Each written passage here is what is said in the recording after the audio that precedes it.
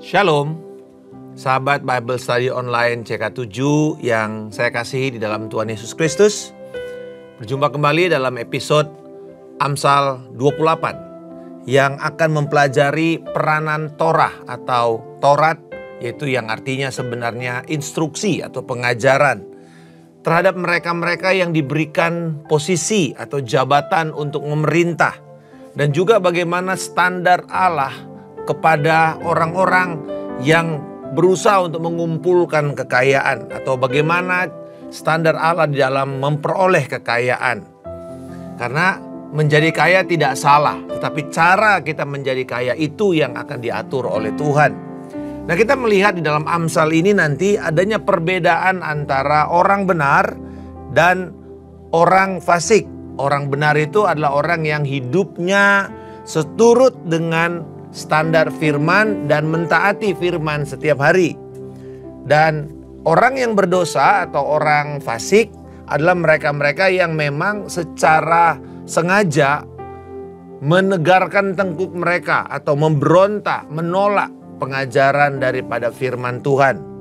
Tapi sebelum kita melanjutkan bahasan kita ini, saya ingin mengajak kita semua untuk memfokuskan dan melihat bahwa Tuhan itu adalah Allah yang berdaulat dalam hidup kita.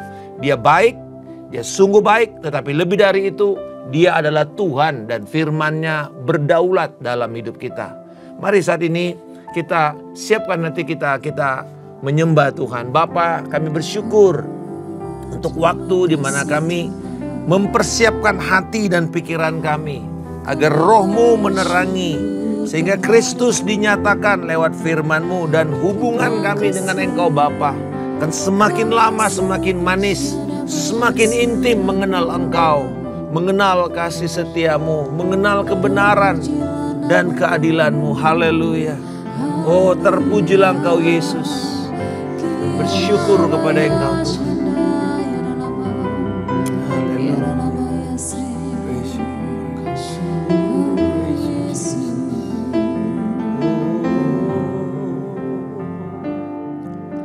Yesus, Engkau baik, sungguh baik, sangat baik. Yesus, Engkau baik, sungguh baik, sangat baik. Kasih-Mu tak berkesudahan, kasih-Mu kekal selamanya.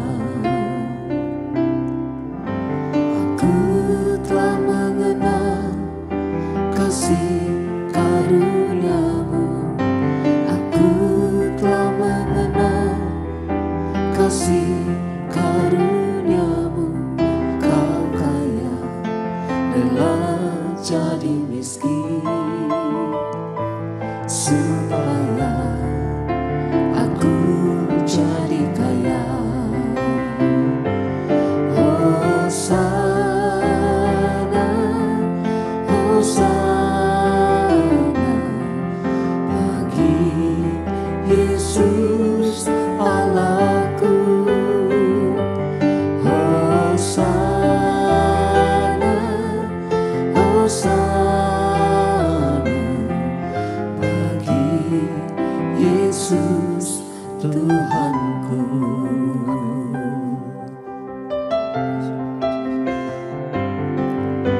Yesus, Engkau baik, sungguh baik, sangat baik. Yesus, Engkau baik, sungguh baik, sangat baik. Kasih-Mu tak berkesudahan, kasih-Mu kekal selamanya.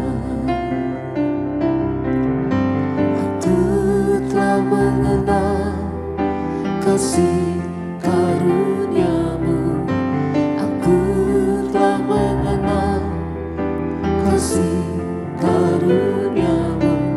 Kau kaya, rela jadi miskin,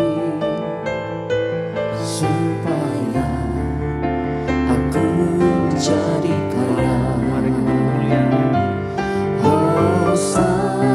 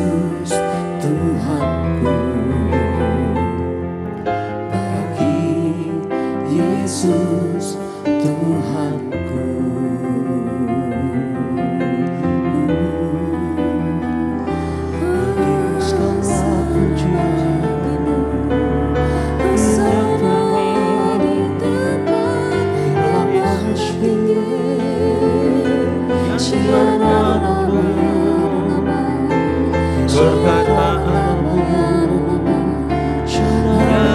kekal tidak bisa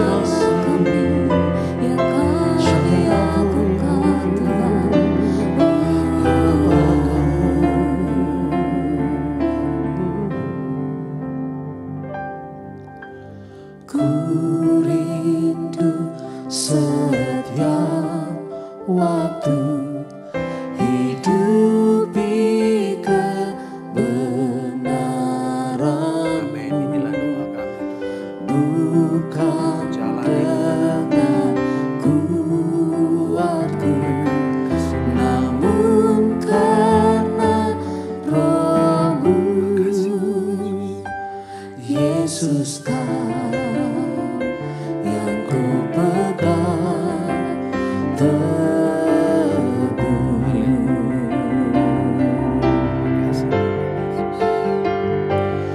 Engkaulah Tuhan, Engkaulah Raja, berdaulat atas hidupku. Ku berserah penuh.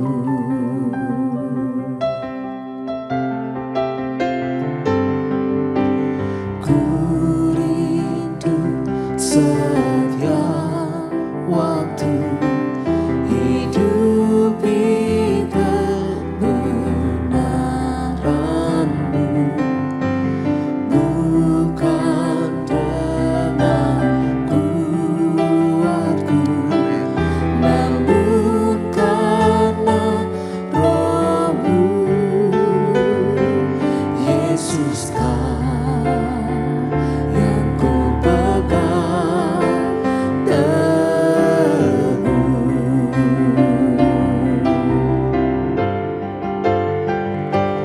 Engkaulah Tuhan, Engkaulah Raja, berdaulat atas hidupku. Ku berserah penuh. Engkaulah Tuhan, Engkaulah Raja, berdaulat atas hidupku. Ku berserah penuh.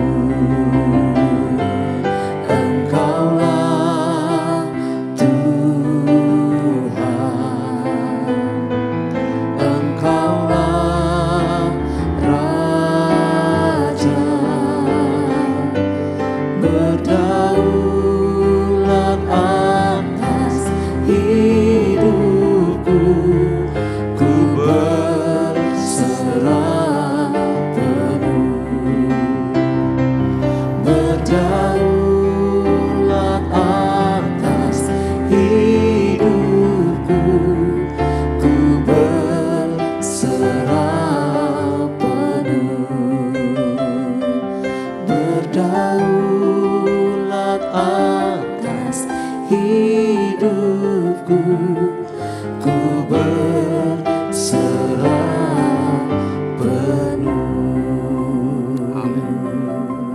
Kami menyerahkan hidup kami hanya kepada firman-Mu, dan kami hidup menjalaninya, mentaatinya, sehingga Engkau Tuhan dipermuliakan.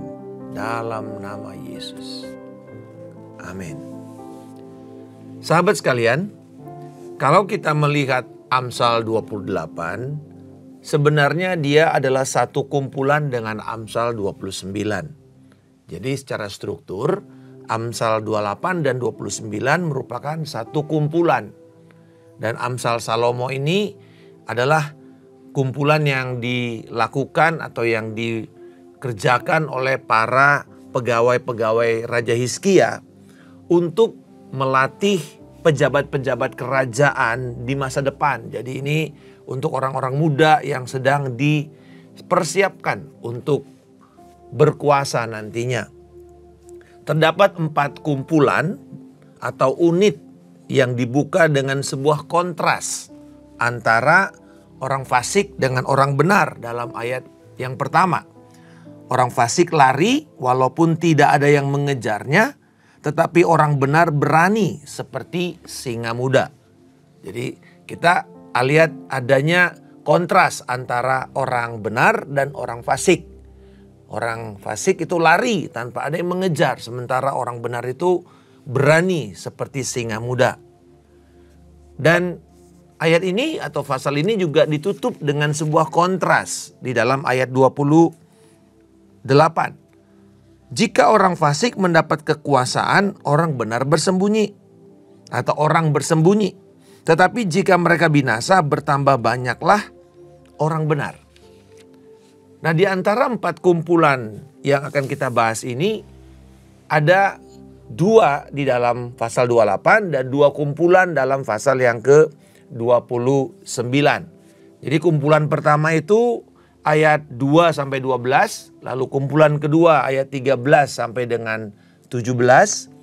Sedangkan kumpulan ketiga pasal 29 ayat 3 sampai 15 dan ayat 17 sampai 24 sebagai kumpulan yang keempat. Nah, menariknya kalau ini 28, ini 29, di tengah-tengahnya itu yaitu pasal 29 ayat 1 justru adalah tema utama daripada kumpulan ini. Ya, ini menarik cara prosa atau puisi di dalam bahasa Ibrani itu tidak langsung harus semuanya ditaruh di depan.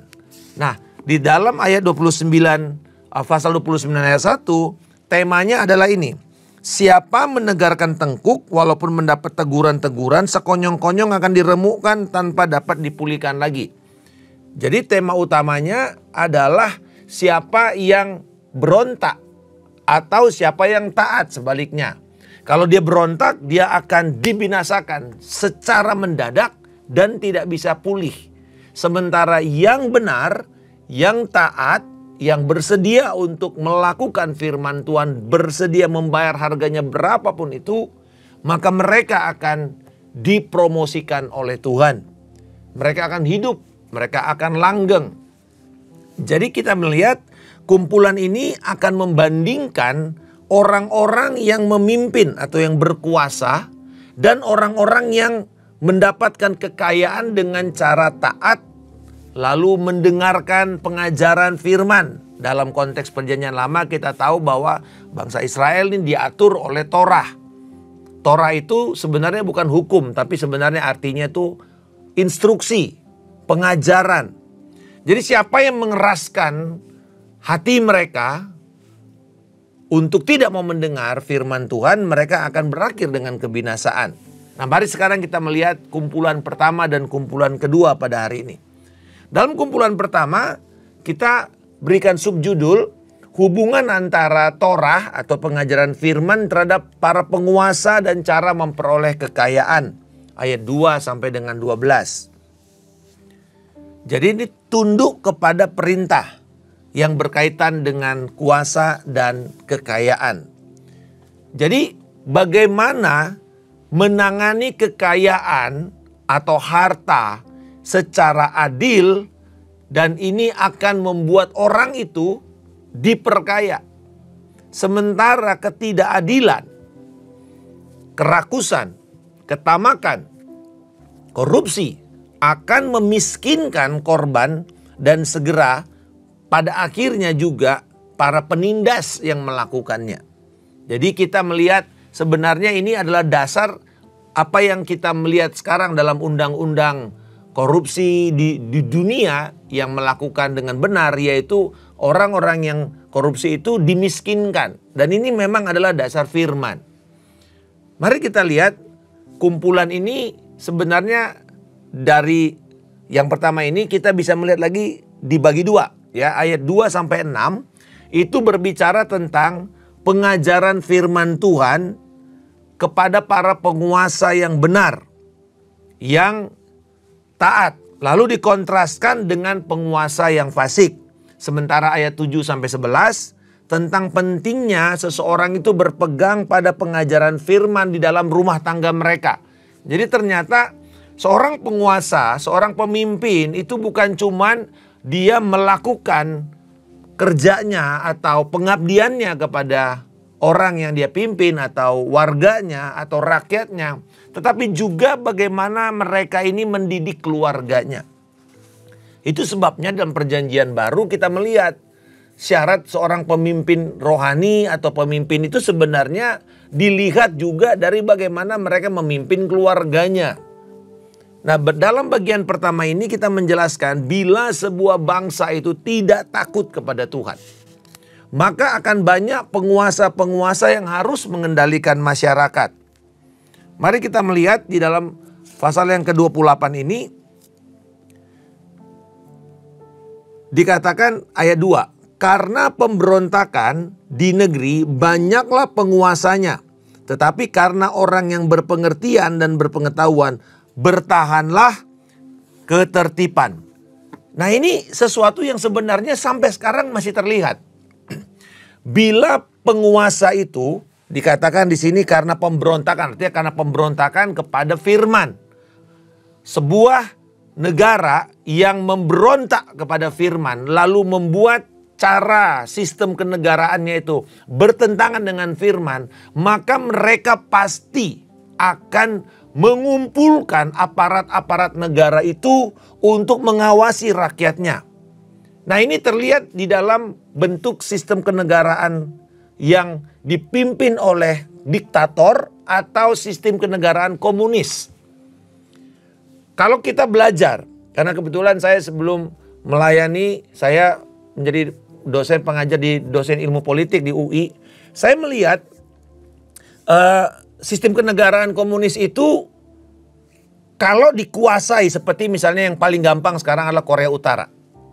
Di Korea Utara karena diktator ya Kim Jong Un sekarang memimpin sebagai pimpinan tertinggi, itu aparat-aparat keamanannya itu mengawasi rakyatnya. Bahlah dulu juga terjadi di dalam negara RRT ya Tionghoa, di mana waktu zamannya Mao Zedong itu orang-orang itu nggak boleh ngomong bisik-bisik. Jadi kalau Anda bertemu dengan orang-orang asli dari Cungko, dari China, mereka tuh ngomongnya keras. Satu sama lain ngomongnya keras walaupun deket. Kenapa? Saya waktu itu tanya, kenapa kalian ngomong keras-keras? Dulu Pak, nah gitu dia bilang. Waktu orang tua kita, kalau kita ngomong pelan-pelan kita dianggap sedang memberikan sebuah rahasia. Sehingga akhirnya kita bisa ditangkap. Anak bisa melaporkan orang tuanya. Dan itu terjadi banyak di dalam masa diktator komunisme. Dan sampai sekarang juga, para aparat negara, dulu di Soviet juga sama. KGB itu mengawasi rakyatnya. Memata-matai rakyatnya. Dan akhirnya gerak-gerik rakyat itu dikungkung supaya harus tertib. Tetapi tertib dengan cara mengancam. Berbeda dengan negara-negara yang demokratis, ya, di mana ada kebebasan tetapi dibatasi oleh hukum. Dengan kata lain, hukum itu menjadi pagar untuk kita bisa tertib. Inilah bedanya. Kalau sebuah sistem kenegaraan, sistem pemerintahan itu takut akan Tuhan, mentaati pengajaran Yahweh sehingga mereka bisa tertib. Walaupun ada ekspresi seperti ekspresi seni, orang mengutarakan pendapat, orang itu mengutarakan pendapat tapi selalu ada koridor hukum. Nah, inilah bedanya dengan orang di komunis, mereka nggak berani ngomong. Kalau berani ngomong langsung pasti mati atau dikirim ke daerah pengasingan atau kamp kerja paksa. Dan biasanya mereka sudah hilang. Tidak lagi banyak yang ketemu. Nah, ini prinsip dari ayat itu tadi. Nah, di bagian kedua dari ayat 7-11 dikatakan sebenarnya seorang yang memelihara hukum adalah anak-anak yang berpengertian. Sedangkan anak-anak yang bergaul dengan orang berdosa, orang fasik, yang hanya menyukai kesenangan-kesenangan belaka akan mendatangkan malu terhadap orang tua mereka. Jadi kita tahu kan orang-orang yang kaya, yang spoil, yang dimanja, yang hidupnya terus hedon begitu ya.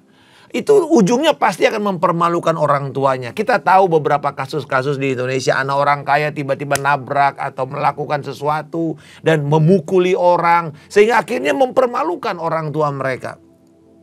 Sementara orang yang dididik dengan benar justru akan membuat orang tua mereka jadi bangga. Nah, yang berikutnya dikatakan tentang keuangan. Bagaimana orang yang memakan riba. Nah, di dalam konteks perjanjian lama pada masa itu, orang itu kalau memberi pinjaman, itu maksimal bisa menerapkan bunga 30% dari pinjaman. Wah, ini mirip-mirip kayak pinjaman online sekarang ya, bunganya 30%. Tinggi sekali sebenarnya itu. Tetapi itu kan maksimum daripada sebuah utang. Ya, kalau kita di dalam perbankan juga kita selalu mengatakan bahwa penghasilan Anda 30%-nya saja Anda boleh pinjam. Nah, sebenarnya kenapa? Karena itu menjadi beban. Dan di dalam firman Tuhan di Ulangan 23 ayat 20 juga ditetapkan sebenarnya bahwa kalau orang Yahudi atau orang Israel berhutang kepada sesama bangsanya tidak boleh menerapkan riba. Jadi tidak boleh ada bunga, tetapi kepada bangsa lain boleh. Nah, tetapi dikatakan di sini jangan kamu memungut kepada sesama bangsa Israel. Karena kan ini raja orang Israel kepada orang Israel. Kalau kamu menerapkan riba kepada bangsamu sendiri, kamu sedang menentang firman Tuhan. Dan bahkan dikatakan ayat 9. Wah, mengerikan sekali orang-orang yang menindas, menjepit rakyatnya dengan hutang yang begitu berat. Dikatakan apa? Tuhan tidak mendengar doa mereka. Doa mereka pun sebuah kejijian di depan Tuhan. Itu ungkapan kata mau muntah. Tuhan tidak akan dengar doa orang-orang seperti ini. Yang menindas dengan hutang-hutang yang berat. Nah, kumpulan yang kedua dari ayat 12 sampai 27. Ini terkait dengan hubungan antara Allah dan para penguasa dalam mendapatkan kekayaan atau mengumpulkan kekayaan mereka. Nah, setiap ayat-ayat ini menggambarkan jenis-jenis yang sangat spesifik tentang orang fasik. Yaitu dikatakan mereka yang menegarkan tengkuk, mereka yang menolak firman. Kecuali dalam ayat 17 dan 18, maka dari ayat 12 sampai 27 mengajarkan cara-cara orang benar dan cara-cara yang fasik dalam mendapatkan kekayaan. Kita melihat berbahagialah orang yang takut akan Tuhan. Lalu dikatakan kalau kamu menindas rakyatmu dan membenci laba yang tidak halal. Panjang umurnya. Membenci laba yang tidak halal. Ini kan salah satu cara orang-orang mengumpulkan keuntungan dengan cara yang tidak benar.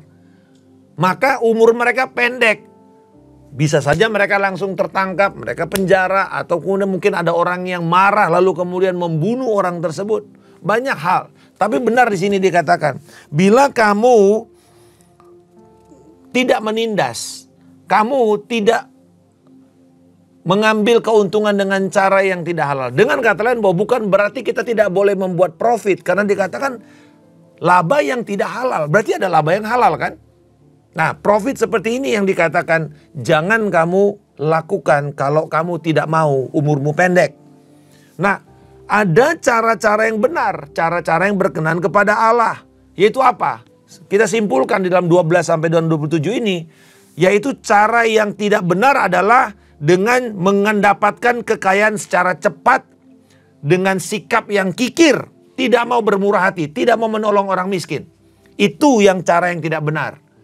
Kan sekarang banyak orang-orang cepat kaya dengan money game, skimming, ya, menipu orang untuk mendapatkan kekayaan yang cepat. Atau mungkin dengan judi. Tetapi kita tahu bahwa di satu sisi ada yang cara yang benar yang Tuhan berkati. Yaitu ketika kamu kerja keras, rajin, dan juga bermurah hati. Benevolence. Penuh dengan kebaikan, kasih, belas kasihan kepada orang yang memerlukan. Jadi sebenarnya Tuhan tidak menentang orang kaya, tetapi caramu mengumpulkan kekayaan itu yang akan menentukan kamu akan diberkati langgeng sampai kepada keturunanmu, atau kita akan dihakimi dalam waktu sekarang ini, atau juga kepada anak-anak kita. Jadi kesimpulan dari kedua kumpulan Amsal ini adalah di ayat yang ke-28. Jika orang fasik mendapat kekuasaan, orang bersembunyi. Tetapi jika mereka binasa, bertambah banyaklah orang benar. Ini kejadian waktu terjadinya di Uni Soviet. Karena kebetulan saya punya tesis itu adalah tentang jatuhnya, runtuhnya Uni Soviet dan pemimpin yang ada pada waktu itu. Menarik sekali bahwa pada waktu di bawah kepemimpinan Uni Soviet, kekristenan itu begitu tertekan. Dan kita tahu ini banyak, saudara bisa baca buku Voice of Martyr ya. Dan di mana di situ banyak sekali orang-orang hamba-hamba Tuhan, orang-orang percaya di negara-negara komunis ya, di negara-negara blok Soviet pada waktu itu, di Rumania, di Bulgaria, di Albania. Wah, ini Cekoslovakia, ini betul-betul cerita-cerita, bahkan termasuk Jerman Timur pada waktu itu. Orang-orang itu begitu ditekan. Tetapi ketika Soviet Union runtuh tahun 91 akhir, bermasuk dalam tahun 92. Kita tahu ada satu lagu yang menjadi lagu yang begitu hebat, The Wind of Change. Sebuah angin perubahan. Dan itu menjadi seperti lagu anthem ya, sebuah lagu di mana orang menyanyikan itu seperti sebuah keadaan di mana orang menghormati sebuah perbedaan. Runtuhnya tembok Berlin yang membatasi dua negara, Jerman Timur dengan Jerman Barat. Keluarga-keluarga terpisah diruntuhkan. Nah, pada waktu itu apa yang terjadi ketika orang fasik runtuh? Dikatakan bangkit dan bertambah banyaklah jumlah orang benar. Karena pada waktu semua diktator ini, kediktatoran ini hancur seperti di Rumania pada waktu itu. Ketika runtuh, wah itu rakyatnya bersorak-sorak lalu mulai apa? Mendengar Injil. Makin banyak orang benar muncul, banyak gereja-gereja lahir, banyak hamba-hamba Tuhan. Ukraina pada waktu itu di Kiev, sekarang salah satu gereja terbesar itu ada di sana. Dan ini menunjukkan begitu hebatnya pengaruh, dan firman ini berarti benar.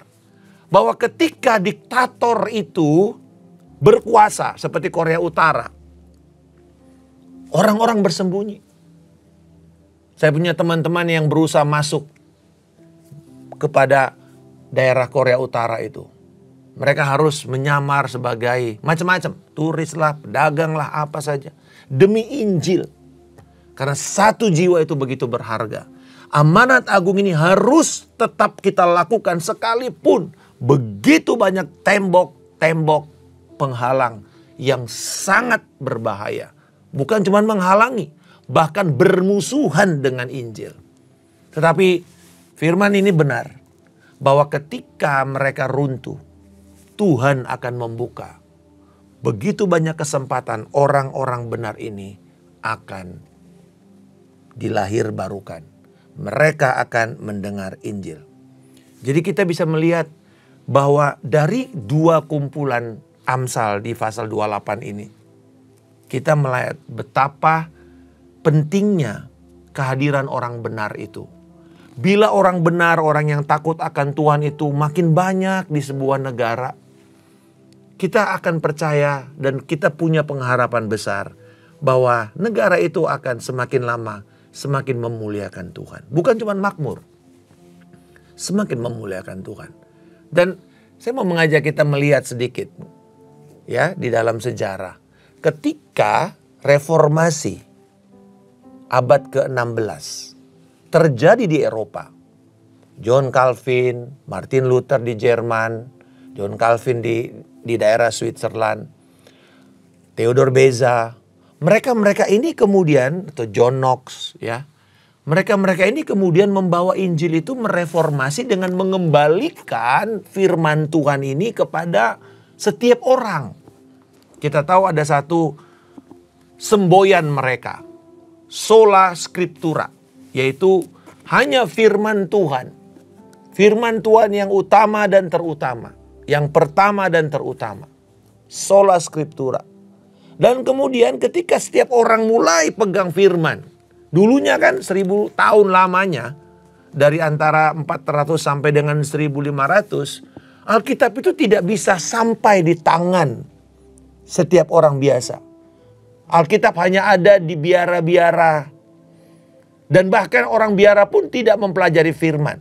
Mereka mempelajari tradisi-tradisi gereja. Ajaran-ajaran daripada pimpinan-pimpinan gereja yang kadang-kadang itu bertolak belakang dengan firman. Tapi saya ingat waktu membaca kisah dari Martin Luther, bahwa ketika dia mulai mempelajari firman, dosennya bilang begini, kamu tidak perlu pegang firman itu, pegang aja ajaran apa yang dikatakan oleh organisasi gereja. Wah, dia kemudian mulai resah. Makanya dia kemudian menancapkan, memakukan 95 pokok-pokok pikiran di pintu gerbang gereja di mana dia sedang melayani, untuk berdiskusi sebenarnya. Tetapi apa yang terjadi? Itu justru terpakai oleh Tuhan untuk menggelontorkan atau menggelindingkan reformasi. Dan apa salah satu berkat dari reformasi? Karena kita bicara keimamatan orang percaya, di mana kita adalah imamat-imamat, imam-imam kerajaan, imamat rajani. Salah satu aplikasinya adalah kita bisa mendapat firman.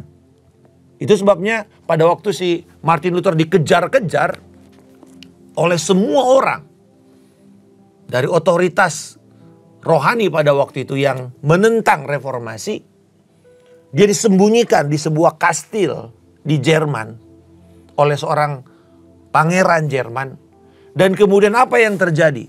Disitulah Martin Luther menerjemahkan untuk pertama sekalinya Alkitab ke dalam bahasa Jerman, yang kita kenal sebagai Alkitabnya Martin Luther. Walaupun waktu itu masih perjanjian baru, tetapi dia berjuang supaya ini bisa dibaca oleh semua kalangan.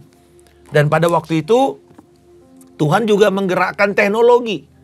Itu dengan ditemukannya, Gutenberg menemukan mesin cetak.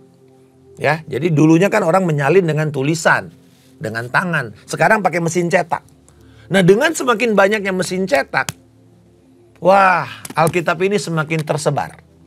Itulah sebenarnya kemudian kita melihat bagaimana kedaulatan Allah itu ya. Allah bekerja di dalam masa dan memakai semua teknologi. Tetapi bersamaan dengan itu Allah mempersiapkan sebuah kegerakan. Nah, kita bisa melihat aplikasinya dari Amsal ini. Sungguh luar biasa ya firman Tuhan ini. Mengajarkan, mengingatkan kita bahwa apa yang terjadi sekarang ini pun sungguh adalah dampak daripada firman itu sendiri. Jadi ketika orang benar itu bertambah banyak, tersebar, maka apa yang kita lihat Eropa? Eropa yang dulunya begitu gelap. Banyaknya kemiskinan, banyaknya kesemrautan, tidak higienis. Saudara, kalau mungkin baca film-film atau cerita-cerita dari Charles Dickens, ya, bagaimana London pada abad ke-18. Waduh, orang begitu kotor. Prancis begitu kotor, begitu jahat. Tetapi kemudian dengan adanya reformasi, dengan adanya firman Tuhan, kita melihat Jerman berubah, Swiss berubah, lalu dibawa ke Belanda, dan kemudian terus mulai merebak sampai ke Inggris, dan dari Inggris sampai ke Amerika, dari Amerika para misionaris ini ke seluruh dunia memberitakan firman Tuhan. Dengan banyaknya orang-orang benar, kita bisa melihat ada perubahan. Salah satu yang saya selalu katakan, bagaimana caranya kita melihat bahwa sebuah daerah itu pernah dipengaruhi oleh Injil? Ya, pertama kita lihat kerajinan daripada warganya. Tanpa ada dorongan pemerintah, mereka membersihkan rumah mereka, ada gotong royong. Itu sebenarnya adalah gambaran bagaimana Injil pernah masuk. Yang kedua, kita bisa melihat nanti adanya pelayanan masyarakat secara sosial. Baik itu rumah sakit, baik itu panti asuhan, baik itu sekolah, ya. Karena itu semuanya dulunya dimulai dari gereja Tuhan. Nah, kalau yang ketiga, yang terakhir, saudara lihat ini. Dan ini tidak mungkin ditolak, yaitu air bersih. Air bersih. Bahkan negara-negara yang kita bisa minum airnya dari keran langsung, pasti pernah dipengaruhi oleh Injil. Saya pernah tinggal di sebuah negara yang mayoritas bukan orang Kristen. Nggak berani minum airnya. Sekalipun itu hotel terbaik, nggak berani kita minum dari keran. Tetapi saudara pergi ke Eropa, negara seperti Belanda, Jerman, saudara bisa minum airnya dengan baik. Swiss is the best clean water yang ada di seluruh dunia. Saudara dari kolam aja, air mancur aja saudara bisa minum dan aman. Saudara lihat bagaimana firman itu membuat dampak. Jadi kita nggak harus mengatakan bahwa semua orang harus wah bagaimana terhadap ini. Tetapi pengaruh firman itu membuat perubahan kepada masyarakat. Di mana ada kebenaran dan orang benar semakin bertambah banyak, maka ada pengharapan bagi umat manusia. Mereka yang taat kepada Tuhan, mereka yang taat kepada hukum dan melayani rakyat yang lemah, merekalah yang akan diberkati Tuhan. Kiranya renungan ini akan membuat kita semakin mencintai firman dan semakin menghidupi firman Tuhan ini. Tuhan Yesus memberkati. Shalom.